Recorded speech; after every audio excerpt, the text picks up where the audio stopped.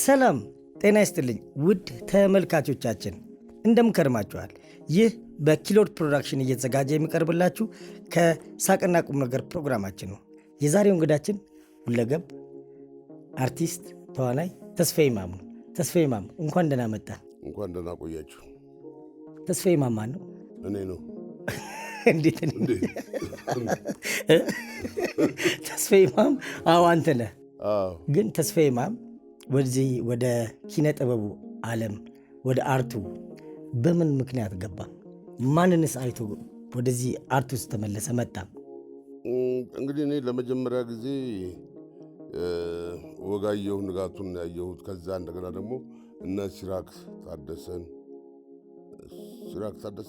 አለማየሁ ነፍሱን ይማረው፣ ሲራክ ታደሰ አለ። በቃ እነሱ ብሔራዊ ቲያትር አንድ ጊዜ ገባሁና በፊት እንግዲህ እነሱ ባሉ ሰዓት ላይ አየሁኝ የሆነ ቲያትር ረሳው። ከዚያ በኋላ አርቲስት የመሆን ተዋናይ የመሆን ፍላጎቱ አደረብኝ። እንደገናም ደግሞ እንትና ማነው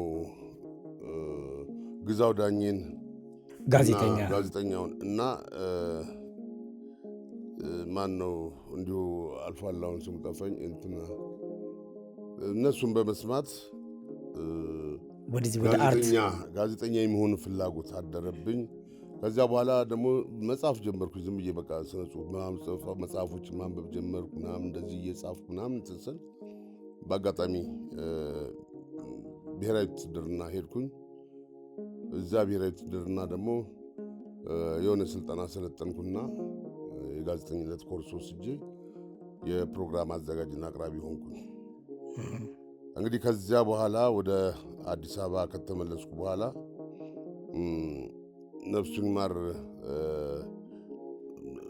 ይማር አልኩኝ። በህይወት ኑሩም አላወቅኩም። እና አረጋ ወልደ ቂርቆስ የሚባሉ ጋዜጠኛ ነበሩ። እዛ ደደሳኛ ጋር መጥተው ነበረ። ይሄ በመንግስት ሰራተኛ ምናምን ይዝ መጥተው የመጡ ጊዜ እሳቸው ጋር መጣሁኝ እዚህ ብርሃንና ሰላም። ከዛ ጋዜጦች ላይ ምናምን ያው እዚያም እያለሁ ልክ ነበር ጽሁፎችን። እሳቸው ወደ ኢትዮጵያ ሬዲዮ ወሰዱኝና ዳሪዮስ ሞዲ ጋር ዳሪዮስ ሞዲ ምናምን ሰማሁ፣ ድምፁ ደስ ነበርና ዳሪዮስ ሞዲ ጋር አገናኙኝ። ዳሪዮስ ሞዲ በቃ ከሌሎችና አክሊሉ ልደቱ እነ ብርሃኑ ገብረ ማርያም ጋር ምናምን አገናኘኝና ወጣቶች ፕሮግራም ላይ ጀመርኩ ማለት ነው። እዛ ስጀምር አጫጭር ጭውውቶችን መነማድሞችን ምናምን በዚያ ሰዓት ሰረቀ ብርሃን ሽብሩና ማነው ጓደኛው አብረው ይሰሩ ነበረ። ሰረቀ ብርሃን ተረት አባት። እነሱ ቅዳሜ መዝናኛ ላይ ናቸው። እኔ ቅዳሜ ወጣቶች ፕሮግራም ላይ ነበር የነበርኩትና እና አክሊሉ ልደቱና ብርሃኑ ገብረ ማርያም አስካለ ተስፋዬ ከእነሱ ጋር ጀመርኩኝ። እነሱም ያው ምጽፋቸው ነገሮች ያሉ እዚያ ያለው እንግዲህ ተስፋዬ ሲማ ጋር ስልጠና እንደሚሰጥ ምናምን ሰማ። ከዚያ ተስፋዬ ሲማ ጋር ሄድኩኝና ያው መግቢያውን ፈተና እንደ አህያም እንደ ፈረስም ጩህ እያለ ነበር የሚፈትነን። በቃ እንደዚያ አለፍኩኝና እሱ ጋር ስልጠና ጀመርኩ።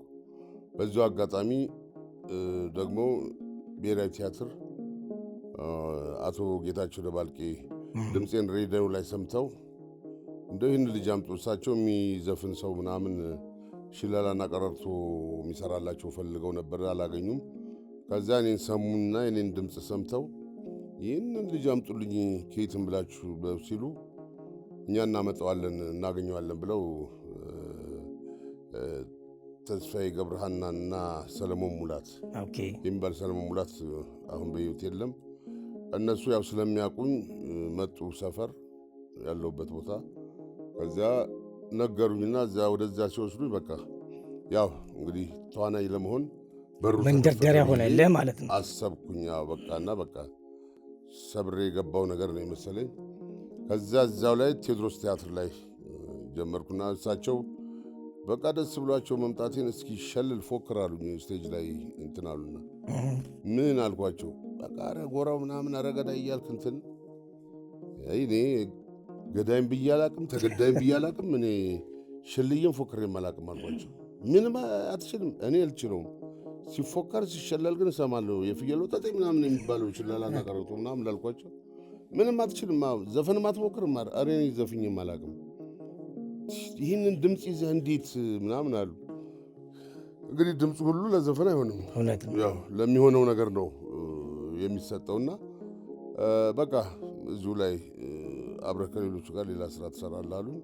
እዚያው ኮረስ ተደርጌ የተመደብኩ። ከዚያ በኋላ በአጋጣሚ ሰለሞን ሙላት ቀረና እዚያ ምንን ነው ካስታ ያደረጉት እሳቸው ሲቀር አንድ ፕሮግራም ሲዘጋ የአንዱ ሳምንት ማለት ነው ትኬት ተቆርጦ ምናምን ነገር ነበርና ህዝቡ የገባው እሱ ቀረ። በምክንያት እንደቀረም አልተገለጸም። እንደገና ትኬት ተመልሶ ህዝቡ ወጣ። ከዚያ በሚቀጥለው ሳምንት እኔን ስክሪፕቱን ሰጡኝ አጥና ብለው። እንግዲህ ለአንድ ሳምንት ነው የሰጡኝ። እኔ ግን በአንድ ቀን በሁለት ቀን ነው ምናምን ጨርሼ ገባሁኝ። እሳቸው ጋር መጣሁ። በጣም ደስ አለኝ። ምክንያቱም ጉጉት አለኝ ለመስራት አርቲስት የመሆን ተዋናይ የመሆን ምናምን በቃ ትልቁ ፍላጎቴ ነበርና ሸምሽሜው ገባሁ። በጣም ደስ አላቸው። ስቴጅ ላይ እንግዲህ በዛው ስቴጅ ላይ ወጣሁ። ያው እዛው ሁለተኛው መድረክ ላይ ጸጋዬ ገብረመድህን መጥተው አዩና እሳቸው በቃ ባክስቴጅ ተሳስቼ ነበረ። እዚያ ላይ እንትኑ የመጀመሪያው ላይ ተሳስቻለሁ። ሁለተኛው ስቴጅ ላይ ነው መሰለኝ ይሁን የተሳሳትኩት። ብቻ በግጥም ነው የቴዎድሮስ ቲያትርና ደጃዝማች በለጠ ነበረ። ትላንት ለአባቴ እንደነገርኳቸው 10 ነው እውነት ነው ነገሩ ድሌ ማድረጋቸው 10 ፊት አውራሪ 20 ቀኝ አዝማቾች የተራም ወታደር ብዙ ባለ አባቶች እያልኩ ሲሄድ በቃ በሆነ አጋጣሚ ብቻ ቆምኩኝ። ከዚያ ብለው በቃ ከየት ላምጠው በቃ ማስታወስም አልቻልኩም። ከዚያ የሆነ ልጅ ነቢዩ ወርቁ የሚባል ስሙን የማረሳው ለምሳሌ እዚች ላይ ከሞት አፋፍ ያዳነኝ አይነት አድርጌ ስለማስበው ስሙን አረሳም። ግን የዚያን ጊዜ 1984 የተለያየን ከዚህ ልጅ ከምልህ ጋር እስካሁን ድረስ ስሙን አስታውሰዋለሁ። እሱ ላይ ያስታውሰኝ ይችላል ስሜን። እሱ ግን እኔን ከሞት እንዳዳነኝ እዛ ሲራክ አለ ሲራክ ታደሰ ነው አባት ሆኖ ይሰራ የነበረው ሲል እና ይቆጣኛል በፊቱ በምናምን በቃ ተሳስቼ ነው ማለት ነው ብዬ በቃ ድንብርብር የወጣ የመጀመሪያ ነው ስራ ነው የመጀመሪያ ስቴጅ እንግዲህ ትልቅ ስቴጅ ላይ ለመጀመሪያ ጊዜ ስቀርብ የመጀመሪያ ነው። ከታች አይደለም እኔ አሁን ወደ ላይ የመጣሁት በቀጥታ ላይ አናቱ ላይ ቁጭ ብዬ እዛ ስቴጅ ላይ ነው ብሔራዊ ቲያትር የመጀመሪያ ስራዬ ነው። እዛ ጋር እንትና ድንብርብር የወጣ ከዛ ነብዩ ነገረኝ። ሲነግረኝ አያያዝኩኝና ጨረስኳት። በቃ ጉዴ ፈላ ምናምን ብዬ ስል ሲራክም መልሶ አልተናገረኝም። ሌሎቹም ምንም እንትን ያሉት ነገር የለም። በቃ ስትሳሳት ያው ትታረማለህ፣ ግን ስጨርስ አትወቀስም። አሁንም ባየሁት ልምድ ማለት ነው። በቃ አሪፍ ነው ምናምን ነገር ተብለህ ነው ያው ራስህ ታውቀዋለህ፣ ታሻሽላለህ። ከዛ ጸጋዬ ገብረመድህን መጡ። ጸጋዬ ገብረመድህን ካለቀ በኋላ ማለት ቲያትሩ ካለቀ በኋላ ሁሉንም ሰላም አሉ፣ አደነቁ ምናምንና የታለ ደጃዝማች በለጠ ሆኖ የሰራው ሲሉ በቃ መሬት ተሰንጥቃ ብትውጠኝ ደስ ይለኝ ነበረ።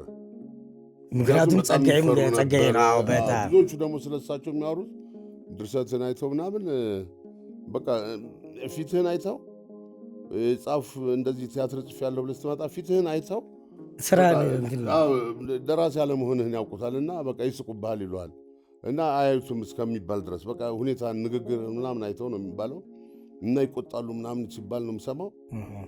በአካል አይቻቸው አላውቅም። ከዚያ በፊት የታለ ደጃዝማች በለጠ ብለው እዛ ሲመጡ በቃ ሽንቴም ሊያመልጠኝ ፈልጎ ነበር።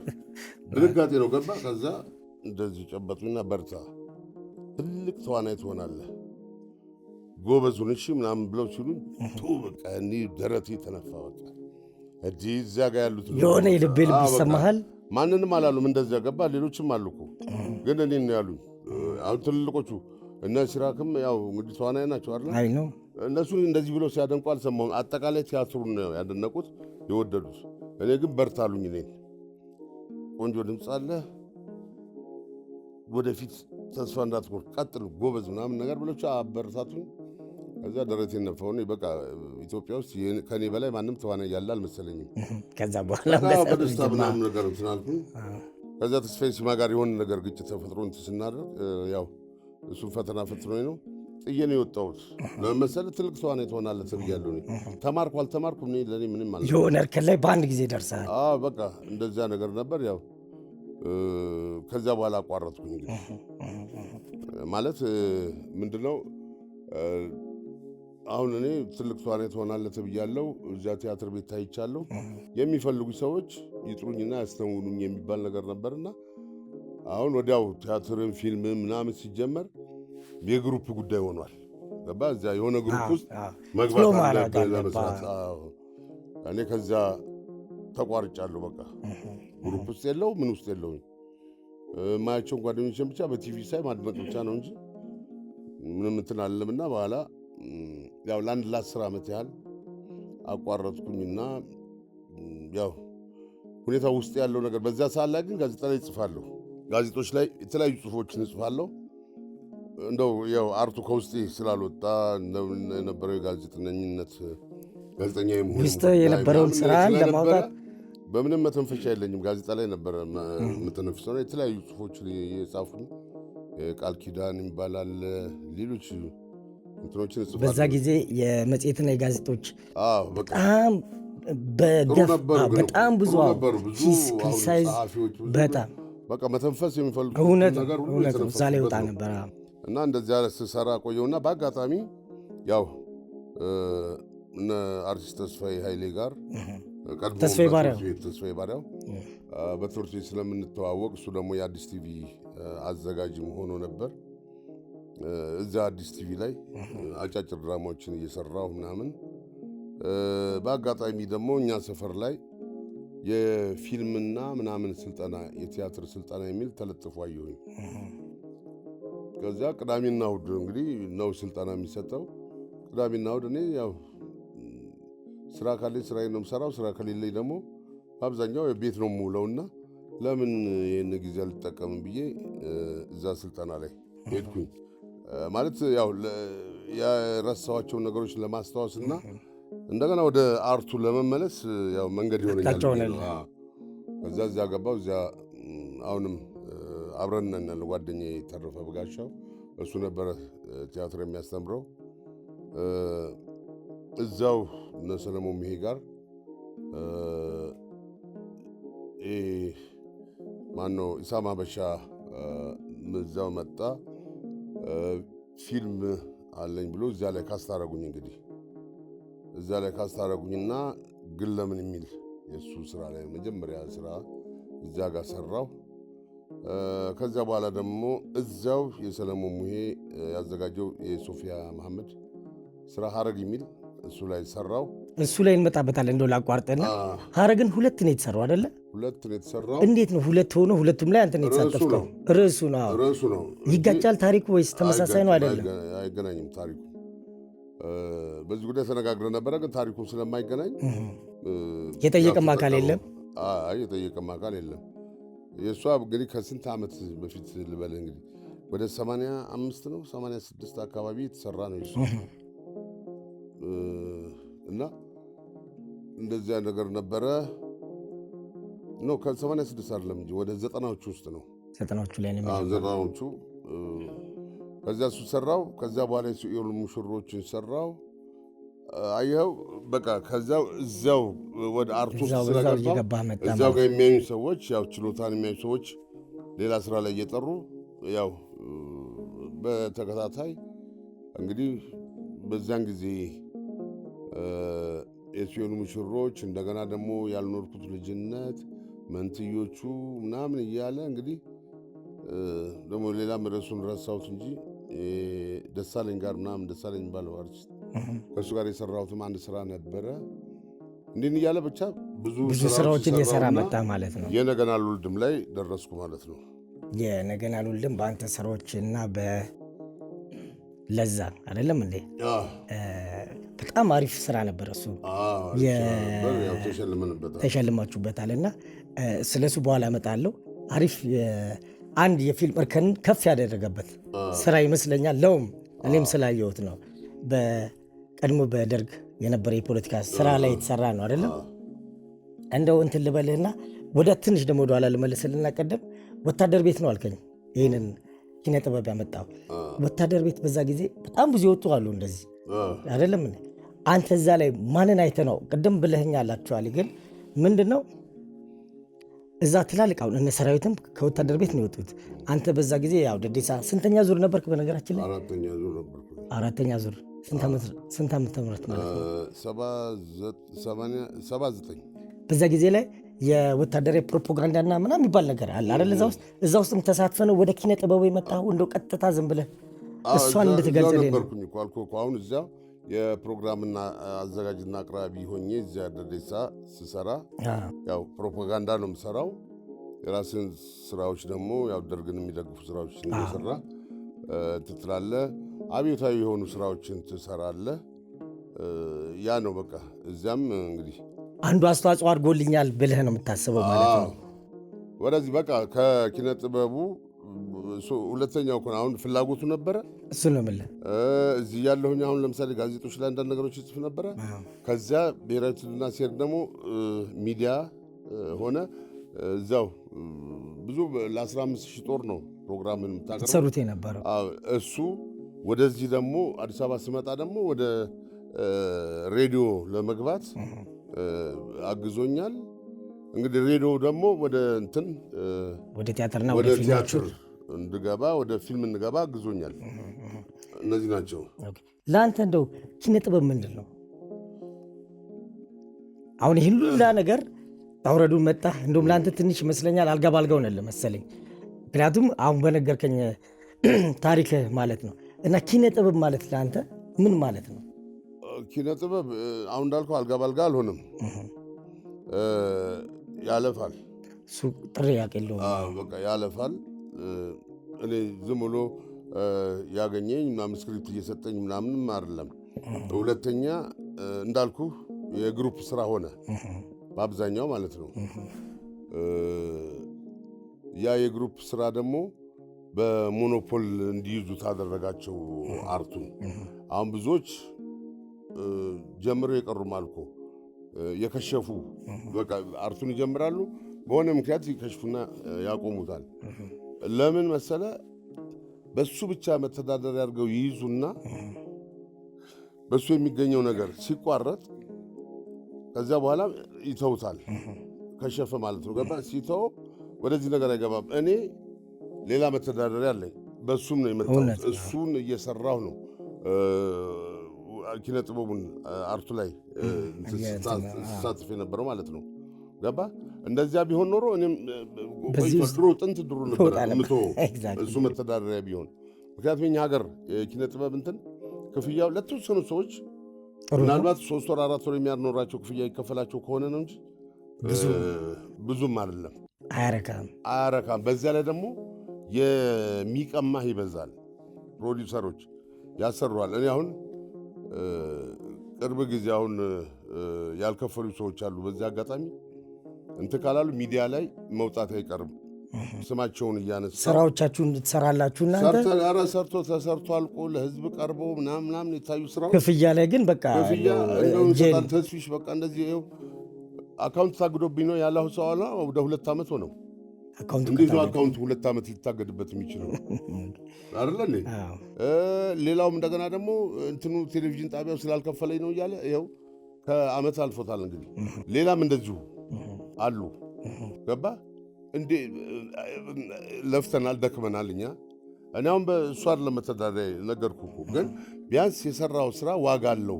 የሰራው ስራ ክፍያ ለሰራሁት ስራ እውነት ነው ተገቢውን ያገኝቻለሁ ብለህ የሆነ ነገር እርካታ ይሰማሃል እንጂ እኔ እሱ አሁን የሚከፍለኝም ብር ገባ እሱ አሁን የሰራው በቃ ይህን ያህል ብር ነው የሰራው ብሎ የሚለኝ ብር የሚከፍለኝ እንደው እዚህ ግባ የማይባልም ሊሆን ይችላል። እውነት ነው። ግን ለሙያው ክብርና ኤግዛክትሊ። ምክንያቱም አንድ ሙያ ፕሮፌሽን ሲባል ዝም ብሎ አይደለም የሚመጣ አይደል? ያንን ክብር በመጣጣኝ ወይም ደግሞ አስፈላጊው ነገር በክብር ምላሽ ቢሰጥ ነው። አሁን ለምንስ ደግሞ አርቲስቱን አልፍተኸው አድክመኸው ስንት መስዋዕትና ከፍሎ ሰርቶልህ ለምን ትከለክለዋለህ? እውነት ነው። ትክክል። ከሞራል ማኳያ እንዴት ወደፊት እንዳትራመድ ያደርጋል። አዎ ለምን እኔ በጣም ይገርሙኛል እንደዚህ የሚያደርጉ ሰዎች ገባ። ብዙዎቹ ተስፋ ቆርጠው የሚተው ትልቅ ደረጃ ላይ ይደርሳሉ ብለህ የምትላቸው በእንዲህ ምክንያት ነው አሁን አቋርጠው እንትን ያሉት ገባ። እንደው አንድ ነገር እዚህ ጋር እንትን ልበልህና ዳንኤል ፂሞ ባለፈው አንድ ሾው ላይ መጥቶ ራበኛል አይደል እንዴ? ራበኝ ኢን ሴንስ በእንጀራ ብቻ አይመስለኝም እኔ እኮ አይደለም ራበኝ ኢን ሴንስ አሁን እንደዚህ ነው ስራው እያለ ስራውን ተጠማው አይነት ነገር ይመስለኛል። ዳንኤል ፂሞ የብሔራዊ ቲያትሩ ነው የምነግርህ። እና ምን ልል ፈልጌ ነው ኪነ ጥበቡ በራሱ አልተወደሰም፣ አልተሞገሰም፣ ወይም ደግሞ ስራውን በትክክል እያገኘ አይደለም ነው ለእኔ የሚገባኝ። ለመሰለህ በሰራው ልክ አይደለም። በሰራው ልክ አሁን ቲያትር ትሰራለህ አይደል? እውነቱን እኮ ነው። የእኛ ሀገር የኪነ ጥበብ ክፍያው ገባ የልፋትህን ያህል አይደለም የሚከፍልህ። ለዚያም ነው እንደው ሌላም ስራ ጎን ለጎን እየሰራ እንደው ኪነ ጥበቡ ፍላጎቱ ካለ መቼም አሁን ብዙዎቹ ሲገልጹት እንደ በሽታ ይገልጹታል። አርቱ የፈለገው እንደው ቢሊየነር ብትሆንም እንደው ወደዚህ ስራ መምጣት ትልቅ ባለስልጣን ብትሆን እኔ የሆነ ነገር እኮ ብሰራ ደስ ይለኝ ነበር የሚል ነገር አለው። እውነት ነው ገባ በሆን እኔ ትልቅ ባለስልጣን እንደዚያ ብሎኛል። እኔ መጀመሪያ በቃ ዩኒቨርሲቲ እያለሁ አርቲስት የመሆን ፍላጎት ነበር። እኔ አሁንም በቃ የሆነ ነገር ላይ ብሰራ ደስ ይለኛል። ግን ያው በእነሱ ደግሞ ትንሽ የማይቻልበት ሁኔታ አለ መሰለኝ እና ምንድነው የስራህን ያህል የሚከፈልህ አይደለም አርቱ በራሱ እና ደግሞ ምንድነው መሰለህ አሁን ምን አለ አርቱ ራሱ ኪነ ጥበቡ በሁለት የተከፈለ ነው። የኛ ሀገር ኪነ ጥበብ በሁለት አንድ የዩኒቨርሲቲ መምህር በአንድ ወቅት መቲ ኢሳት ላይ ተሰራ የነበረው መታሰቢያ የመምህራቸውን የሆነ ዝግጅት አዘጋጅተው ሰርፕራይዝ ለማድረግ ነው ምናምን የሆነ ነገር ላይ ጠርተውት ሲናገር ነበር። ቁጭ ብዬ ነው የሰማሁት። በቃ እነዚያ ያስተማራቸው ልጆች ምናምን ነገር ለመምህራቸው የምስጋና ፕሮግራም አዘጋጅታ ነው መሰለኝ መቲ እና የኛ ሀገር ኪነ ጥበብ በሁለት ነገሮች ይመደባል። በሁለት ዘርፍ አንዱ ኤግዚቢሽን የሚባለው ምንድን ነው? ፖስተር ላይ አታጣውም። በቃ ሁሉም ፖስተር ላይ አለ እየገባ እየተሰካ ምናምን ነገር እንትን የምትለው አለ። ዛሬ እኔ የሆነ ነገር ላይ የሰራሁት ነገር ካለ እሱ ከታቃ ነገብ ያለ የሆነ ነገር ከሰራ ሁሉም ላይ ካለ ጋር እነዚህ ኤግዚቢሽኖች የሚባሉ አሉ።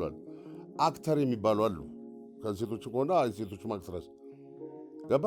በዚህ መልኩ ነው አሁን ተጠቃሚ ሆኑ እንኳን በለት በየጊዜው እያገኙ የሆነች ነገር ትንሽ ነገር እንኳን እያገኘ የሚሰራ ኤግዚቢሽኑ እሱ እንትና ዳንኤል አክተር ነው። ዳንኤል ፂሞ ከልቡ አክተር ነው። እኔ አብሬው ሰርቻለሁ። ስንጀምር የሲኦል ሙሽሮችን አብረን ነው የሰራነው ምናምን እና እንደዚህ አይነት ሰዎች አሁን አክተሮች ተጠቃሚዎች አሉ። እውነት ነው። ትክክለኛ ማለት ከስር መሰረቱ የመጡ አሉ። እሱን ነው አይደል እያልከኝ ያለው? ትክክለኛ አክተሮች አሉ ነው የሉም እያልኩ አይደለም። የለብ አለ ነገር ነው የምናወራው። ትክክለኛ ደግሞ ከልባቸው ደግሞ የሚሰሩ አሉ። እንደነ ዳንኤል እንዳልኩ እንደነ ዳንኤል ሙሉነህ አይደለም እንዴ በፊቶች የመጡ አሁን እንትኑን ነው የምልህ። አሁን ሳታቀላቅልብኝ ቅድም አስተማሪው ያለውን ነገር ነው እኔ አይደለም እሱ ጋር እኮ ልመጣለሁ። እኔ አይደለም ያልኩት መታሰቢያ ሾው ላይ መቲ ሾው ላይ መታሰቢያ አቅርባው ያ መምህራቸውን የኢትዮጵያ ኪነ ጥበብ በሁለት ዘርፍ እንደሚመደብ አንዱ ኤግዚቢሽን የሚባሉ አሉ፣ አንዱ ደግሞ አክተር የሚባሉ አሉ። እኔ ለምሳሌ በዚያ ሰዓት ራሴን ፈለግኩት። ብዙ ነገሮች ውስጥ የለውም። እኔ አክተር ነኝ። በቃ እኔ አክተር ነኝ። አክተርም ሆኜ ነው ሁለት ጊዜ የጉማ ሽልማት ያገኘሁት። ተረዳ። ኤግዚቢሽን አይደለሁም። በተሰጠኝ ነገር ላይ ሁሉ እየተሰካው የሆነ ሳንቲም እየተደራደር እማገኛለሁ። ቅድም ያልከው አለ ዳንኤል ሙሉነህ አክተር ነው፣ ከልቡ አክተር ነው። ስለዚህኛው ዳንኤል ስላነሳ ነው። ዳንኤልም አክተር ነው ከልቡ ገባ። እኔ ዳንኤል አሁን ሲትኮም ላይ ታየዋለህ፣ ከልቡ ነው የሚሰራው። ቲያትር ላይ ታየዋለህ፣ ከልቡ ነው የሚሰራው። ፊልሞች ላይ መርጦ ነው የሚሰራው ገባ። እኔም ይመጡልኛል እኮ ስራዎች።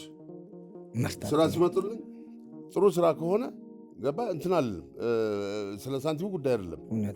ጥሩ ስራዬን ነው በቃ ያንተ ውስጥህና ጥሩ ሳይሆን ግን ይመጣና እሺ አነባዋለሁ ስንት ከፍላለሁ ስለ የሞተ ሂሳብ ይጠይቃል። አልሰራውም እኔ አልሰራም ያልኳቸውን ስራዎች አሁን እኔ አልሰራም ብዬ መለስኳቸው። ዳንኤል ሙለ ያውቃል። ምክንያቱም ብዙ ጊዜ እንደዚህ መረጃ እንለዋወጣልና አልሰራም ብዬ የመለስኳቸው ስራዎች ሌሎች እንዳልኩ ኤግዚቢሽኖች ሰርተውት ምናቸው አለ እኔ የመለስኳቸው ስራዎች ምናምን አይሆንም ብዬ አልኩት። ምንድነው ፕሮዲውሰሮች የሚይዙልህ መሰለህ ፕላን 1 ፕላን 2 ብለው ይይዛሉ። ፕላን ቢ እየተባለ ይላል። በቃ ፕላን ኤ ፕላን ቢ ምናምን ብለው ይዙና ኤ ብሎ ይመጣና ተስፋዬ ይማም በዚህ ዋጋ እሺ ካለኝ ምናምን እሱ ጋር ድራድራለሁ። ከዛ እንደገና ደግሞ ወደዛኛው ሄድና ደግሞ ከዚህ ለእኔ ሊከፍለኝ ካሰበው ላይ ዝቅ አድርጎ ደግሞ እዛ ጋር ሲነጋገር ያኛው በዝቅተኛ ሊሰራ ይችላል። ገባ በቃ ያገኘውን ሌላ እንትን ሊል የሚችልበት ሁኔታ አለ። እኔ ግን መርጬ ስለምሰራም የሚሰጠኝን ነገር መርጬ እሰራለሁ። ደግሞ እኔን የሚፈልጉኝም ሰዎች ትልልቅ ብቃት ያላቸው ሰዎች ናቸው እና በዚህ አይነት መልኩ ስላለ ነው አሁን ዳንኤል እንጀራ አርቦት አይደለም ራበኝ ሲል ገባ በቃ ክፍያው በቂ አይደለም ነው። አሁን አንዳንዱ ሰው ራበኝ ምናምን ስላለ በቃ የሚመበላው እንጀራ ብቻ አይደል እሱ ነው ፍልስፍናው ሌላ ነው። የሚመገበው አቶ አይደለም ሊያጣ አይችልም። ግን ራሱን ብቻ አይደለም የገለጸው። ልብ አድርግ እዛ ላይ ዳንኤል ጺሞ እንደዚህ ለምንድን ነው ቲያትር የተውከው ምናምን ነገር እንደዚህ የተውከው ሲል ራበኝ ሲል እሱን ብቻ አይደለም እኮ እኔንም እኮ ነው የገለጸው። ገባ እኔንም ነው የገለጸው። የለም ክፍያችን በጣም አናሳ ነው፣ ለትራንስፖርትም እንኳ አይበቃም የሚሰጠን ክፍያ። ስሜቱ ያ ነው ስሜቱ በቃ። ስለዚህ ምንድነው የሚሆነው በዚህ ስራ ላይ ብቻ ሙጥኝ ብለህ ከርቀት እየመጣ ከሩቅ ታክሲ እንኳን ስንት ነው አሁን እንኳን አምሽተህ በራይድ እየሄድክ ማለት ነው።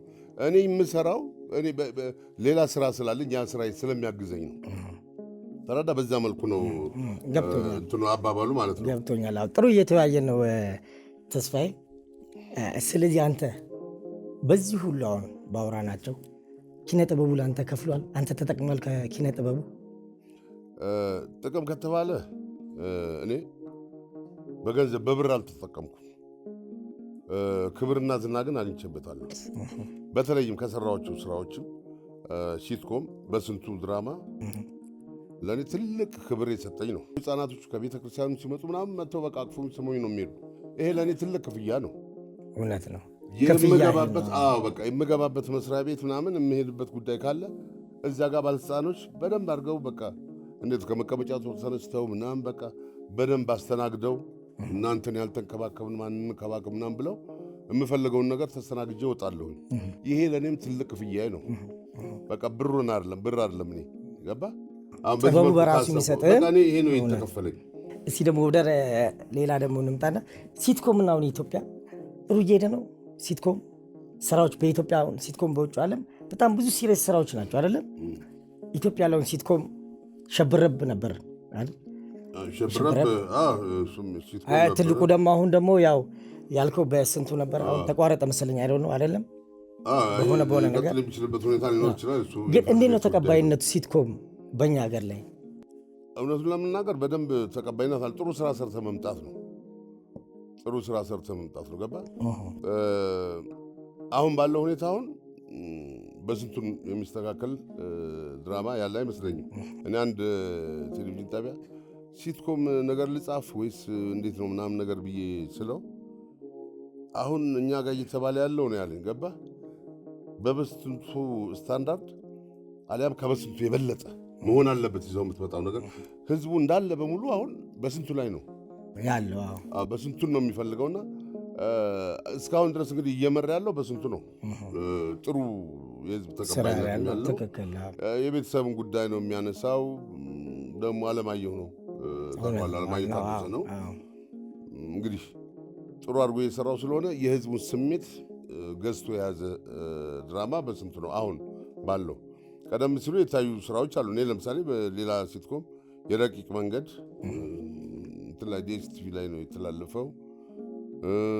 አሁን ደግሞ በቅርቡ እንደዚህ ጋብቻው እንዳልኩ እንደገና ደግሞ አርት ቲቪ ላይ መሰለኝ ሰተቴ እነዚህ አሁን እኔ እንግዲህ የሰራሁባቸው ሰው ደውሎ የሚነግረኝ ያየም ሰው እንደዚህ በአካል እንትን ሲለኝ ጥሩ እንደተወንኩኝ ነው የሚነግሩኝ። እንግዲህ አሪፍ እንደሆነ ምናምን ይነግሩኛልና በተለይ ደግሞ በስንቱ እሱማ በጣም ተወዳጅ ያደረገኝ ስራ ነው። አንተ ቅድም ያነሳዋል ለሸብረብ ቆየ መሰለኝ እንግዲህ ከእንትን ካለ አንድ 5 ዓመት 4 ዓመት እንደዛ አካባቢ እሱም አሪፍ ስራ ነበረ እና ተቀባይነት የነበረው ነው። እሱ ልጅቷ ጋር ምናምን ያለው ጨዋታ መኮንን ላከን ነው አንተ ሸፍነ የገባ መኮንን ላከ እንግዲህ ምክንያት እንደሆነ አሁን መናገር ባልፈልግም አቆመው። ከዛ እንደተባለው ከሌ ስራ ተብሎ ተመርጦ ነበር መሰለኝና እነዚያ ሰዎች ደግሞ ያው መኮንን ላከ እንግዲህ ጀመረውን አንሰራ ምናምን ነገር ብለው እምቢ ብሏቸው ነው መሰለኝ። እኔ እንደዚህ ነው ትሰራዋለህ መኮንን ላከ ትቶት ነው ምናምን ሲባል ምን ችግር አለው ከቶ አንተ እሱ ፈልጎ ከቶ መስራት እችላለሁኝ አልኩኝ። እኔ ከዚያው ከፋና ነው እንትን ደውሎ የነገሩኝ። ከዛ በኋላ ይሁን ተብሎ እኔ ተወስኖ ነው ላይመጣልህ ምናምን ያሉ ሰዎች ነበሩ። እንግዲህ እኔ በራሴ መንገድ ነው ምተው ነው። ቅድም እንዳልኩ አለ አይደል አንተ አይንዬ የሆነን ካራክተር በራሱ መንገድ ነው የሚሰራው። ካራክተሩን ፈልገህ ታገኘዋለህ። በራሴ መንገድ ነው የምሰራው። እኔም በራሴ መንገድ ነው የሰራሁትና እሱም ተቀባይነት ነበረው። እኔና መርድ ነጋሽ አለምሰና ብዙ ተቀባዮች ነበሩ። እንግዲህ በጣም ወደው ተወዳጅም ነበርና በሆነ ምክንያት ያው የማይቀጥልበት ሁኔታ ተፈጠረ፣ አቆመ። በጣም ጥሩ። እንግዲህ ጥሩ ጨዋታ እየተጫወትን ነው ተመልካቾቻችን። ከአፍታ ቆይታ በኋላ ዳግም ተመልሰን እንመጣለን። ፕሮግራማችንን ሼር፣ ሰብስክራይብ በማድረግ እንድታግዙ እንድትባበሩ እንጠይቃለን። ከእኛ ጋር ኑሩ።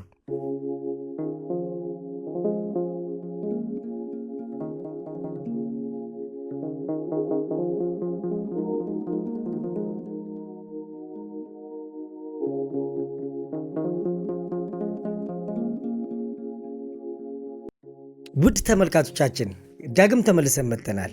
ይህ አሁን በኪሎድ ፕሮዳክሽን እየተዘጋጀ የሚቀርብላችሁ የሳቅና ቁም ነገር ፕሮግራማችን ነው። ተስፋዬ እንግዲህ ብዙ እየተጫወተን ነው። ብዙ ስለ ፊልም አወራን፣ ስለ ስራዎች አወራን። እስቲ ደግሞ ከስራዎቹ ላይ ደግሞ ብዙ ገጠመኞች ሊኖሩ ይችላሉ። እኔ አንድ የሰማሁት ነገር አለ በዛው ስራዎች ላይ ይመስለኛል። አይዶነ ወይ ባቡጋያ ሄደ ምንድን ነው ያጋጠመ? ባቡጋያ ለመዝናናት ነው ሄድ ነው እና ምንድነው የሆነው እዛ ህፃናቶች ምናምን ያው በጀልባ ምናምን በቁምጣ ነኝ ቦዲ ለብሻለሁ ምናምን በቃ ያው ወፍራምም ስለሆንኩኝ እንደዚህ እንትን እያልኩ ነው የገባሁት ወደ ባህሩ ምናምን። ህፃናቶች ዳርዳሩ ላይ ይዋኙ ነው ያዩዋቸው። ከዛ በጀልባው ወደ መሀል ለመሄድ ብለን ወደ መሀል ስንሄድ ባለቤቴ ጋር ነበርና ልክ በጀልባው ስንሄድ ህፃናቶቹ እየዋኙ ጀልባውን ተከተሉት እና በቃ እስኪ እኔ ደግሞ ከነሱ ጋር ያው እየዋኘሁ ሊያቋርጡ መስሎኛል። እኔ ለባር የኋላ እንትኑን የሚያንሳፍፍህን ላይፍ ስትሆን ከዛ በዚህ ሰውነት እንደዚህ ዋኙት መዋኘት አያቅተኝም ብዬ እኔ ዘልዬ ገባሁ።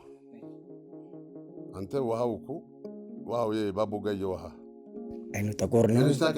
አዎ ባቡጋያ እንዴ! እና ምን ይላል አልቀም የአሳ እንትን ነገር አለው። ያው የሀይቅ ውሃ ታውቃለህ። ከዚያ ገባሁልህና እንደዚህ በደረቴ ስተኛ ለካ ይህ ማንሳፈፊያው ይገለብጠኛል መልሶ ማለት ነው። በእግሬ ያደርገኛል። በእግሬ ግን እየቆምኩ አይደለም እየሰመጥኩ ነው። ገባ እንደዚህ ለዋኝ እንፈልጋለሁ እንደዚህ እንትን ይላል ይገለብጠኛል። ከዚያ ወደ ታች ተንሳፈፍኩ። በቃ ጀልባው ያው አጠገቤ ነው ያለው። እኔን እያየ ነው ልጁ። ሆነም በቃ ወደ ታች ይዞኝ የት ላይ መሰለ የቆምኩት። አሁን አልሰመጥኩም ሙሉ ለሙሉ እዚህ ድረስ መጣ። እዚህ ድረስ በቃ አፌን ሸፍኖታል። አየር መሳብ ውስጥ እየገባ ነው። ውሃውን እየጠጣሁት ነው። ሰላቁምና አረ አውጡኝ ስል ገባ ውሃ ነው የማፍሰው። አረ ምናምን ብዬ ስል ውሃ ነው የማፍሰው እየገባ ወንድሜ ጠገብኩት አልኩ። በቃ እዛው ጠገብኩት። ይህንን አሳ ጠገብኩት። ጠጣውና ከዚያ በቃ አውጣኝ አልኩት። ልጁን ሳበኝ አልኩት። ጀልባው ላይ ያለ ሳበኝ። እዚያ ወጣሁ። ሆዴ ሞልቷል። በቃ በደንብ ነው የሞላው። ከዚያ ወጣንና እንደገና ወደ አዲስ አበባ ልመጣ ታክሲ ላይ እንትን ስንል ኮካ ይሁን አምቧ ይሁን ብቻ ጠጥቻለሁኝ በመሃል። ከዚያ ታክሲው ላይ እንዳለን ሲያደርገኝ ሰዎቹ እዚያ ያሉት አንዷ ሴትዮ ምንም ሰው እንደሚበላው ምግብ እንደው መርጦ እኔ እንደው አሳ በልቼ ትላታለሁ ጋር እንደው አሳ ሆኖ ምንም ነገር ከቀረበች እንዲች አድርጌ ሸተት ታረጋትና ሽታ እንትን ካሌለኝ መልሼ ትዋለሁ። አልንክች አላደረገውም ትላለች። አሁንም አገሳለሁ። እኔን አልመሰለኝም። እኔ እያገሳሁ ነው። በቃ ኧረ ይላሉ። በቃ ጥንቡል ይህ እንደ ጥነባ ምግብ ይበላል ሰው ምናምን ትላለች። በቃ በኋላ የኔ ባለቤት ሽታው ደረሳት ማለት ነው። እሷም ይህ ነገር እኮ አንተ አሳው ነው እንደዚህ የሚሸተው ምናምን የምትታገሳ በጣም ይሸታል አለች። ገባኝና ሴትዮ አሁንም ስትናገር እናቱ አልኳት። ዞረች ወደ እኔ። በልቻ አይደለም እሺ ጠጥቼው ነው አልኳት። በቃ ጠጥቼው ነው በቃ እንዴ አሁን እኮ እንዳለ አሳ ነው ሙሉ ሰውነትም በቃ ላይ በዛ ላይ ሰውነቴም ሊሸት ይችላል። መለቃለቂያ ሌላ ንጹህ የለም። ከዚያው ነው የወጣሁት እና እንደዚህ አይነት ነገር ነው ያጋጠመኝ። ሌላ ስንዱ ይኖርሃል። አንዴ ደግሞ ወደ አንድ ሆቴል ይዛችሁ ነው ወደ ዶዶላ ይሁን አይዶ ነው ወደ ደቡብ አካባቢ አንተ ያዝከው ሆቴል አለ አልጋ ሩም፣ ከጎኑ ደግሞ የባለስልጣን ነው መሰለኝ። ከዚህ በፊት አውርቼዋለሁ ሚዲያ ላይ እና እንትን ነው የት ነበረ ወደ ሻኪሶ መስመር የፋንታ ስንታየውን ሀረግ የሚለውን ፊልም ለመስራት ሄደን ነው እና እነሱ ቀረጻ ላይ ሄደዋል። እኔ ደግሞ እያጠናሁ ነበር። ትንሽ የመጨናነቅ ሁኔታ ሲኖርብኝ ወጣውና ውጪ ማለት ነው ቡና ጠጥቼ ምናምን ትንሽ ዘናወክ አድርጌ ተመልሼ መጣሁ። ያኔ ተደራራቢ በዛ ሰዓት ላይ እንዲያውም ብዙ ስራዎች ነበሩ። የሲትኮም ስራዎች አሉ፣ ፊልሞች አሉ ምናምን ማጠናቸው ተደራረበብኝና የግድ አሁን ከፊት የሚሰራው ማጥናት ነበረብኝ። የእነሱ ቀረጻው የዚህ የፋንታ ሀረግ ቀረጻ ነገ ነው የሚጀምረው። ዛሬ በደንብ ማጥናት አለብኝ ብዬ በቃ እንትን ብያለሁ። ወጣሁ ቡና ጠጥቼ ምናምን ስመለስ ቁልፍ ይዣለሁ እጄ ላይ ገባ። ሰው አልነበረም የኔ ክፍል ላይ። አሁን ከላይ እንትን ስለው ሻንጣዬ ልብስ ምናምን አልጋ ላይ አለ። ልብስ መርጬ ለብሼ ለመውጣት አዝረክርኬው ነው የወጣሁት። ስልኬንም እዛ ቻርጅ ላይ ሰክቼ ነው የወጣሁት እና ወጥቼ ስመለስ አሁን የዛ የኔን ጎረቤት ከኦሮሚያ የሆኑ ባለስልጣን ለስብሰባ የመጡት ሰዎች ናቸውና ከኔ ቀጥሎ ባለስልጣን ነው ሰውየው አልጋ ያዘው ማለት ነው። እና ከነ ባለቤት ነው ሄደው ይመስለኛል። እና ወጥቷል። እነሱ ውጭ ናቸው፣ አልገቡም ነበረ። ኦኬ እየጠጣህ ከዛ ገባሁና ልክ ክፍሉን ገብቼ ስከፍተው ቁልፉ ከፈተው ተመሳሳይ ነው መሰለኝ። አሽከርክሬ ከፈተልኝና ገባሁ። ስገባ ሙልጭ ያለ ነው በቃ ባዶ ነው እንትኑ፣ ሻንጣ የለው ምን የለው አልጋው ብቻ ነው። እና ልክ እንደገባው ቆሌን የተገፈፈው ለመሰለ ስልክ ያለ ሻንጣ ምናምን ነገር እኔ ጋር ልብሴ ተዝረክርኮ ነው የሄድኩት እና ደነገጥኩ። ከዛ ወጣሁና በደረጃው ዘበኛ ምንድነው ተዘርፍ ያለው ምናምን አልኩት። የተረ ገባ የለም ምናምን ነገር አለ። ገብቷል እንጂ ሰው ገብቷል እንጂ ምናምን ብዬ ከዛ እንትን ደረጃው ላይ ነበርና እንደዚህ ኮሪደሩ ላይ ወደ ታች ነው የምናገረው፣ ፎቅ ነው። ቀና ብዬ ሳየው የኔ ክፍል አይደለም። የኔ 26 ነው፣ እሱ 27 ጎን ለጎን። አዎ ከዛ ቀጥታ ያን በር ዘጋሁኝና መልሼ የራሴን በር ከፍቼ ሳየው አለ የኔ ልብስ ማለት ነው። ከዛ እዛው ተረጋግቼ ያጠናሁ ምናምን አለ ቆየሁኝና አሁንም ወጣሁ ቡና ልጠጣ ብዬ ስወጣ ያ ባለስልጣኑ ሚስቱ አለች፣ ባለቤቷ አሁንም በቃ እኔ በቃ ዞሮብኛል።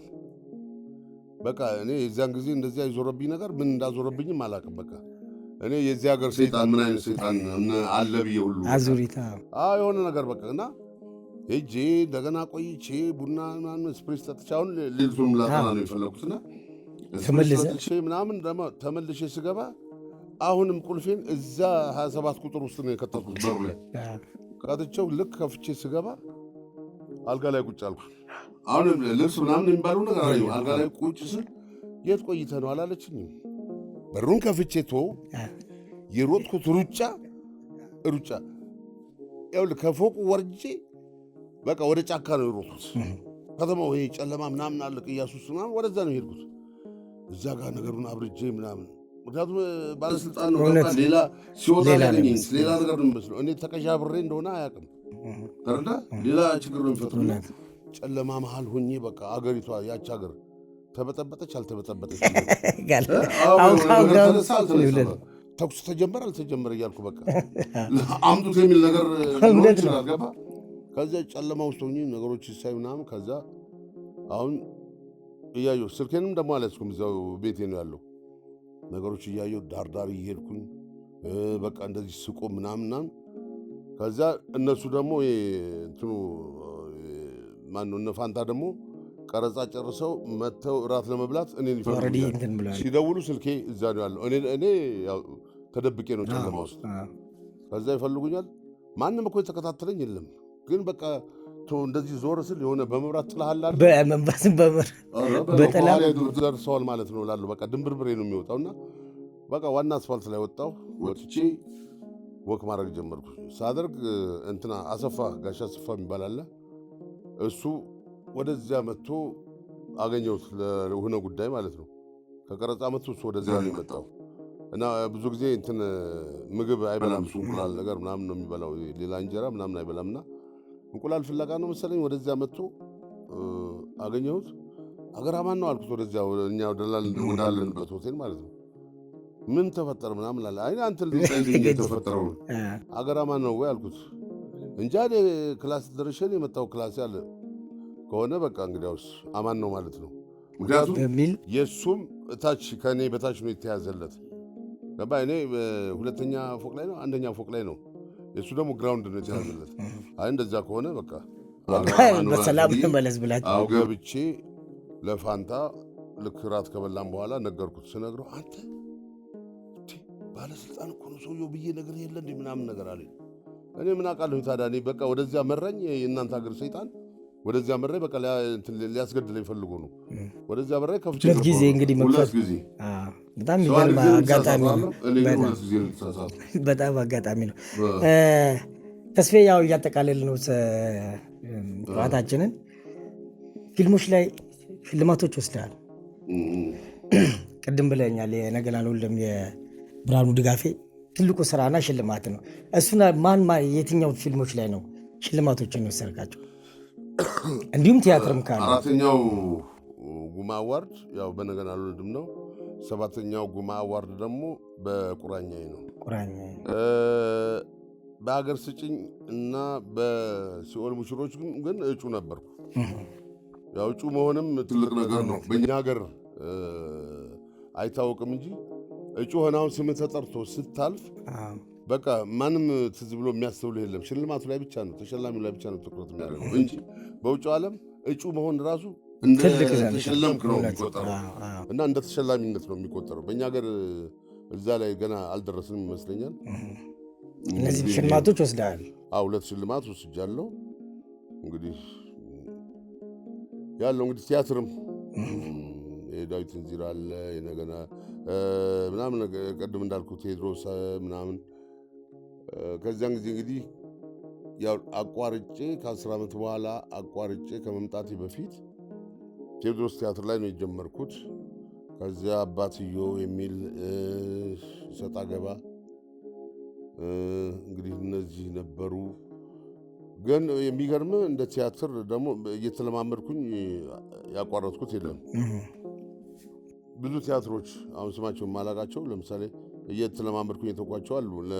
ለምሳሌ ጥላሁን ዘውገ ራሱ የእሱ ስራ የሆነ የእኛ ሰፈር የሚለው ቲያትር ላይ ያው እንትን ሰርጀሪ ለመሰራት አቋርጬ የነበረው ነው። ሌላ ሰፈረ ጉድጓዳ የሚል ቲያትር እንደዚሁ ሀገር ፍቅር ላይ የተሰራ የነበረ ሁኔታውን በአንዳንድ ምክንያት በቃ አቋርጬ ነው።